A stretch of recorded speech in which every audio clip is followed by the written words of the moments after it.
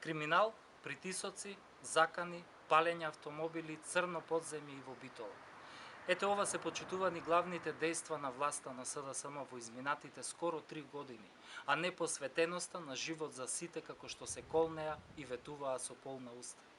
Сега многу јасно и прецизно се гледаат шемите и практиките на нивното дејствување, а објавената бомба која се однесува на палење автомобили, притисоци и закани директно врз битолчани, само потврдува дека криминалот, изнудата и насилството се вообичаениот начин на кој СДСМ единствено знае да ја практикува власта. Неслучајно, во центарот на приказната повторно е струмичката СВ Инвест, лика и прилика на криминал и изнуда, а Рашо Бајовиќ, зетот на Зоран и Вице Заев, е босот кој го аминува насилството.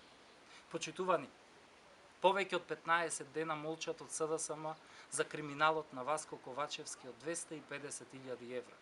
Ковачевски е нем како риба и во улогата на логистика на битолските кандидати за пратеници од СДСМ.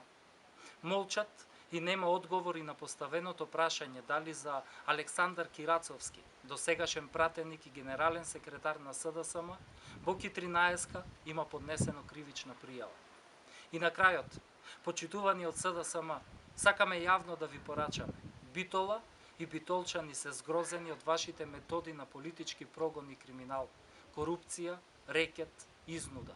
Битола и битолчани, запомнете, не се плашат од вашите закани. На 15 јули започнува процесот во кој секој што се огрешил ќе одговара пред институциите и правото и правдата ќе го стигнат секого, без исклучок. Заедно, на 15 јули, да ги обновиме принципите на право и правда.